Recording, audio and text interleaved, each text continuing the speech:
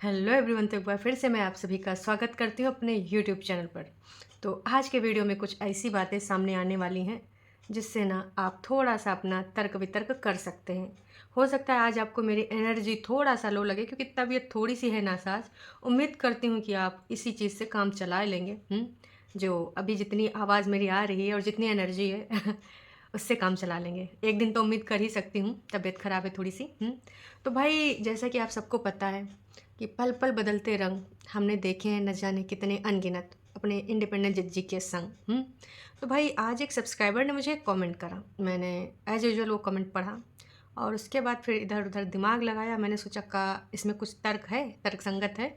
हो सकता है आप में से कुछ लोग ऐसे हों ये वीडियो देखने वाले जो कानूनी प्रक्रिया से वाकिफ़ हों और ये जो कोर्ट कचहरी पुलिस थाना है, वकील वगैरह होते हैं, कानूनी पढ़ाई होती है। हो सकता है आप उससे रिलेटेड लोगों के साथ रहते हों या खुद आपने कभी ना कभी करी हो या फिर अभी भी आपका वही फील्ड हो।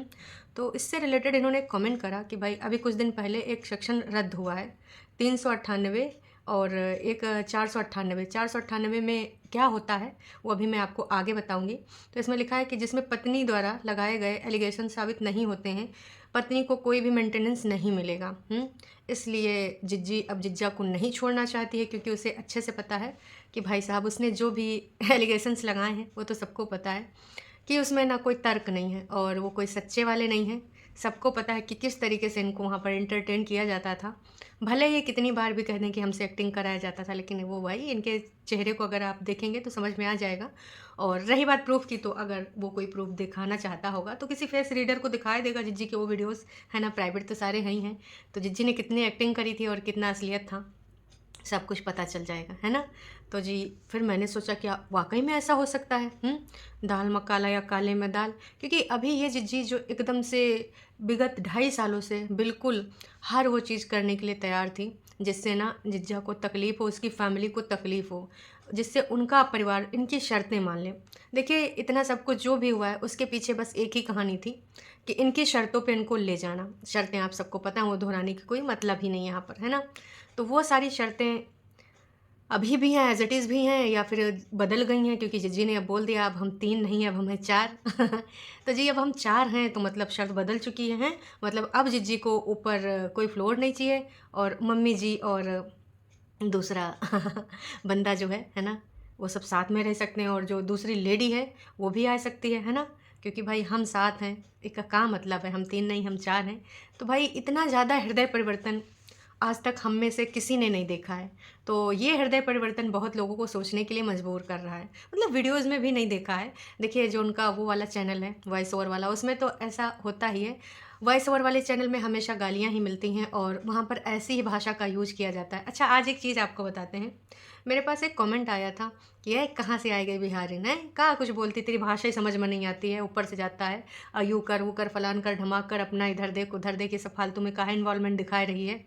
तो उनसे मैं यही एक चीज़ कहना चाहूँगी। उनके एक मैसेज, एक कमेंट नहीं था, 3-4 कमेंट थे। एक में भाषा कुछ ज़्यादा ही उन्होंने खुन्नस के करके लिख दिया, तो फाइनली मैंने उनको ब्लॉक कर दिया। पर मैं उनको यहाँ पर एक चीज़ बोलना चाहूँगी, भाई आपको जो भाषा समझ में आती है ना वो हमारे लेवल की नहीं है और वो भाषा हम यहाँ पर बोल नहीं सकते। क्योंकि जो मेरे सब्सक्राइबर्स हैं उनको मेरी भाषा बहुत अच्छे से समझ में आती है और वो मुझसे कनेक्ट भी कर पाते हैं। कई बार असहमत होते हैं तो अपनी बात रखते हैं, मुझे उनकी बात भी समझ में आती है क्योंकि उनकी भाषा भी मैं समझ जाती हूँ। तो बस ठीक है, अगर आपको मेरी भाषा से कोई मतलब थोड़ा सा प्रॉब्लम वॉब्लम है तो भाई उसमें हम आपकी कोई सहायता नहीं कर पाएंगे, क्षमा प्रार्थी हैं। आप ना जो भाषा आपको समझ में आती है वहीं जाके सुनिए हैं, वैसी वैसी वाली है, एमसीवीसी वाली जो कि हमसे नहीं ना होती है। कुत्ता भौंना ऐसी ऐसी चीज़ें इनका, उनके साथ चक्कर, फलाने के साथ धमाके, धमाके के साथ फलाने। बहन जी हमका माफ़ी दे दियो, हमसे ये सब ना ही बोला जाएगा, है ना। तो आप वहाँ जाकर ये वाली भाषा एंजॉय करिए और बहुत अच्छे से ना समझ में आएगा आपको, उम्मीद करते हैं। चलिए अब आपको यहाँ पर बस विराम लगाते हैं। अब आते हैं हम जो बात कर रहे थे, है ना। तो ये जो इतना हृदय परिवर्तन हुआ है वाकई में इस धारा की वजह से हुआ है कि भाई ये धारा अगर जिज्जी ने यही सब तो लगाया था, डीवी और न जाने घरेलू हिंसा के अलावा 2-4 चीज़ें और लगाई थी, है ना। तो वो सारी चीज़ें अब अगर आपके पास प्रूफ नहीं है प्रॉपर तो भाई नहीं माना जाता है। हुआ क्या था मैं वो भी आपको बताना चाहूँगी।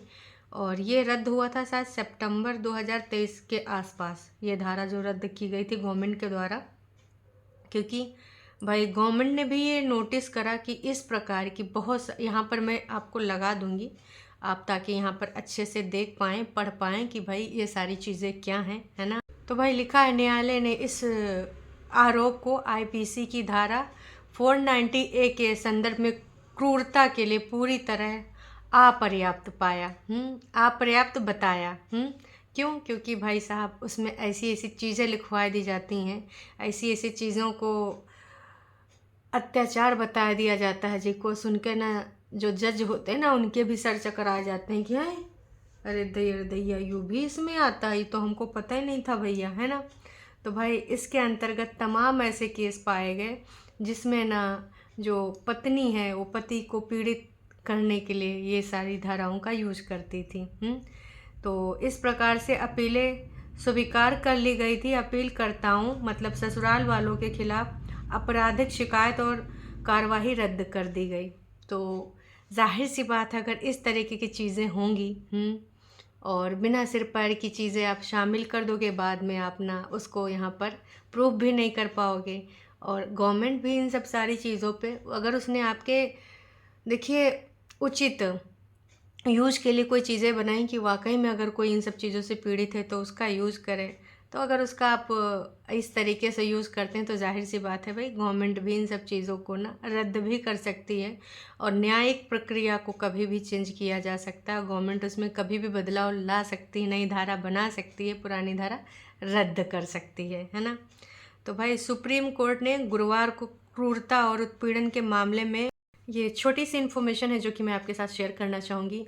इसमें लिखा है साफ साफ कि भाई जस्टिस अनिरुद्ध बोस और बीपी संजय कुमार SBN भट्टी की पीठ ने कहा कि वैवाहिक क्रूरता और दहेज उत्पीड़न के आरोप सामान्य और सर्वव्यापी थे।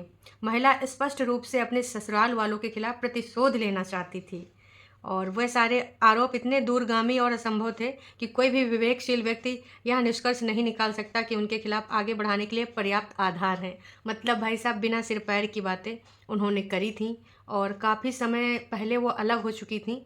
और जो जब स्टार्टिंग में ऐसा कुछ हुआ तो उन्होंने कोई केस वोस नहीं करा।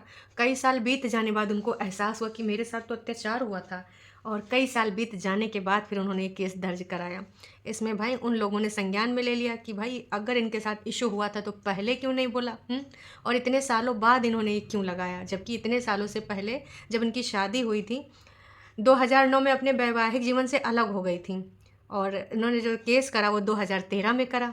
तो देखिए ये सारी चीज़ें ना बहुत अच्छे से कानून प्रक्रिया में जो लोग हैं शामिल हैं उनको बहुत अच्छे से पता होता है कि कब कहाँ कैसे का एक एक कड़ी को जोड़ना है ताकि भाई सच्चाई की तह तक जा सकें। तो ऐसी कई चालबाज औरतें है ना, ये सब सोच साच के साम दाम दंड भेद मिला के ये सारे केस रचती हैं। कभी किसी नूना जिज्जा के चक्कर में आए तो कभी किसी भाई और तो कभी किसी इधर उधर रिश्तेदार, और कभी अपना दिमाग लगाए कि हमको तो सबक सिखाना है।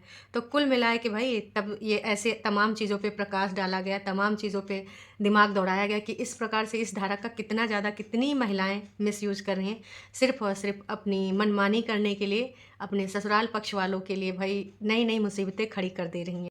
मूर्ख समझना बंद कर दीजिए। इस प्रकार की बचकाना बातें किसी के गले नहीं उतरती। कैसे ये ऐसा करना शुरू कर दें, पॉसिबल ही नहीं है। देखिए इससे डॉलर भी बनते हैं और जो ये चाहते हैं वो पूरा नहीं हुआ था, तो उसकी वजह से इनके मन को चैन सुकून शांति मिलता है जब सामने वाले पक्ष को इस तरीके से प्रताड़ित किया जाता है। ये उन्हीं महिलाओं में से एक महिला है जो महिला शब्द को ना बदनाम कर रही हैं। मैं तो यही कहना चाहूँगी, और इस प्रकार की अगर धाराएं रद्द हो रही हैं तो भाई साहब मैं तो यही कहना चाहूँगी कि कुछ लोग ना जिनके साथ वाकई में ऐसा कुछ होगा तो लोग उनको सोचेंगे कि ये भी ना ससुराल वालों को पीड़ित करने के लिए कर रहे हैं, जैसे कि आप एग्जाम्पल के तौर पे मैंने आपको ये बताया। और बाद में पता चला ये कि भाई साहब ये महिला ने न जाने ऐसी कितनी धाराएं लगाई थी, और लगाई क्यों थी, क्योंकि भाई उनकी सास ने उनको कोई ताना मारा था मैक्सी से रिलेटेड, तो वो ताना उनको बुरा लग गया। इसलिए उस महिला ने सोचा कि अब तो मैं सबको सबक सिखा के ही दम लूँगी। इसके अंतर्गत उन्होंने घर के न जाने कितने सदस्यों के नामजद रिपोर्ट भी करी और न जाने काका उस पर जो है धाराएं लगाई दी कि मेरे साथ ये किया, हाथापाई करा, दहेज की मांग करते हैं, फलान करते हैं, ढमाक करते हैं, इसमें देवर भी शामिल है, इसमें ननद भी शामिल है, इसमें सास भी शामिल है। कैसे कैसे लोग पढ़े हैं, कैसे कैसे, ये पढ़ के ना मुझे बहुत अजीब लगा कि भाई साहब ऐसे ऐसे लोग हैं। अभी तक मैंने सुना था, पर एग्ज़ाम्पल के तौर पर इंटरनेट पे मुझे ये मिल गया, तो मैंने सोचा कि भाई ये ज़रूर से ज़रूर आप लोगों से मुझे बताना चाहिए। और ये मैंने सर्च तभी किया जब मेरे पास ये कमेंट आया। तो तमाम आप में से ऐसे लोग हैं ना जो इस तरह की जानकारी रखते हैं, जो इन सब चीज़ों से रिलेटेड उनका कोई ना कोई जान पहचान वाला कहीं ना कहीं जुड़ा है ना, तो उनको पता होता है कि भाई साहब कितने, और जो इस फील्ड से जुड़े होते हैं उनको भी पता है कि कितने क्लाइंट्स उनको ऐसे मिलते हैं जो बदला लेने की भावना से आते हैं। कितने ऐसे तमाम केस चलते हैं, तारीख पे तारीख बढ़ती रहती है, लोग गेड़ियाँ घिसते रहते हैं, अपनी ज़िंदगानी खर्च करते रहते हैं, कुछ नहीं मिल पाता है उनको। तो वो इंसाफ, क्योंकि ना सबूत, और कई बार ये होता है कि केस बाद में रद्द भी हो जाता है पर्याप्त सबूत ना होने के वजह से, लेकिन भाई तब तक कितना देर हो जाता है ये कभी किसी ने सोचा है? लोग अपनी ज़िंदगानी के वो हसीन टाइम, हसीन पल, वो हसीन एज बिता देते हैं रगड़ रगड़ के जो इनको लाइफ जीना चाहिए, जिसमें वो तमाम चीज़ें कर सकते हैं, अपने करियर को ग्रोथ कर सकते हैं, अपने बच्चे के लिए जी सकते हैं, अपनी लाइफ को अच्छे से वो टाइम बुढ़ापे में याद कर सकते हैं। वो टाइम कोर्ट कचहरी पुलिस थाना में बीतता है। तो मैं ऐसी महिलाओं से बस एक विनम्र निवेदन करना चाहूँगी कि अगर आप ऐसी सोच रखती हैं तो भाई साहब, या तो पहले ना आप एक पूरा अपना वो बना लीजिए, है ना, कि रूल्स रेगुलेशन, और फिर अपने हस्बैंड से या फिर जो भी इन लॉज वगैरह उनसे साइन करा लीजिए कि हमें ऐसा ऐसा ही चाहिए, है ना। तो अगर वो कर पाएंगे तो आगे प्रोसीड करेंगे। काहे दूसरों की जिंदगानी में आग लगा देते हो, और काहे भाई बाकी जो पीड़ित लोग हैं उनके लिए एक बाधा खड़ा कर देते हो कि भाई लोग ट्रस्ट ही ना करें, लोग भरोसा ही ना करें, वो भी सोचे कि इन्हीं महिलाओं में से एक होगी, क्योंकि 85% तो ऐसे ही लोग करें। मुझे तो लगता है 85% से भी ज़्यादा लोग ऐसे होंगे। इन कुछ चंद लोगों की वजह से जिनके साथ वाकई में होता है, उनकी कोई नहीं सुनता, उनको भी इन्हीं में गिना जाता है। सोचिए कितनी घृणित बात है ये। आपका इस बारे में क्या सोचना है, कमेंट करके ज़रूर बताइएगा। अपने विचारों से अवगत ज़रूर कराइएगा, क्योंकि आपका एक विचार कुछ नई चीज़ बता सकता है। आप कितनी नॉलेज रखते हैं, क्या जानकारी आपके हिसाब से है, आपको क्या लगता है कि इस तरीके से ये गलत दिशा दी जा रही है, उस तरीके से गलत दिशा दी जा रही। आप अपना विचार, जैसे इन्होंने अपना कमेंट रखा, तो एक और सोचने की दिशा मिली कि अच्छा ये भी हो सकता है। लेकिन यहाँ पर जितना मुझे लगता है, जो मेरा ऑब्जर्वेशन है वो यही है कि जिज्जी को पता है कि अब इसमें कुछ नहीं होना है। अभी तक इनको ये बहुत अच्छे से समझ में आ चुका है।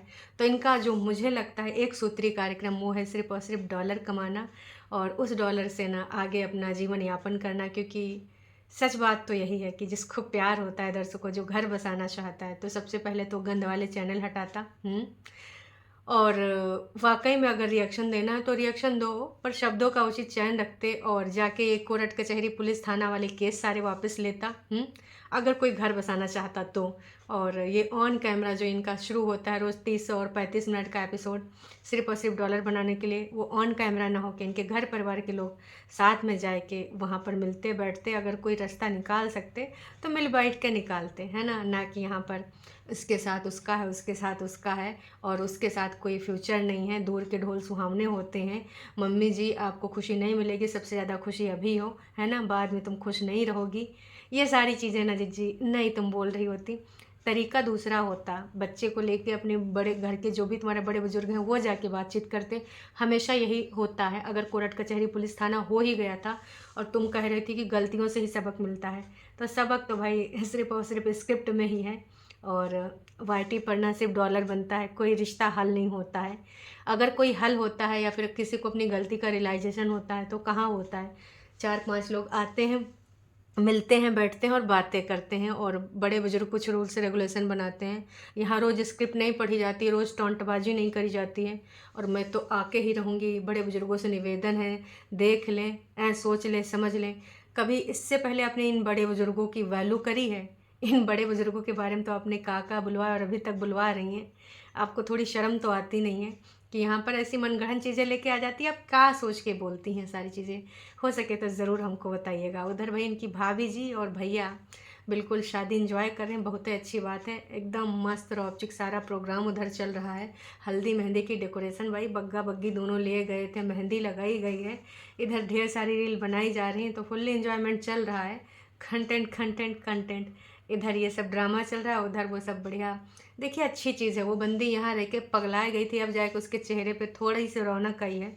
यहाँ तो भाई उसकी आंखों के काले गड्ढे बढ़ते जा रहे थे, डार्क सर्कल दिख रहे थे, और कभी कभी तो लगता था एकदम चिढ़ गई है, काम काम काम ऐसे रिएक्ट करने लगी थी। तो मुझे लग रहा था कि भाई साहब इसको जल्द मिलना चाहिए आराम, बहुत हो गया काम।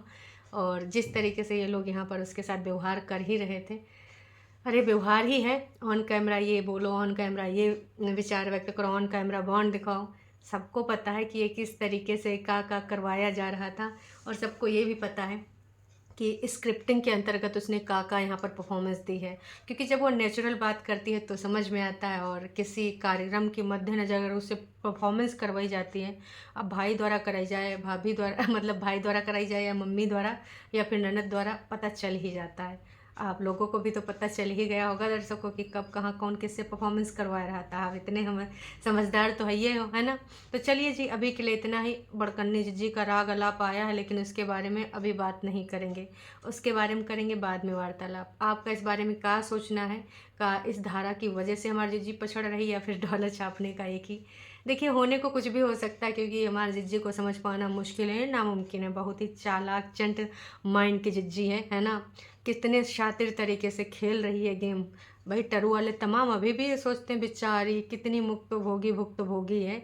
अब पता है कौन भुक्त भोगी है, कौन बतावे की ज़रूरत है, सबको पता है।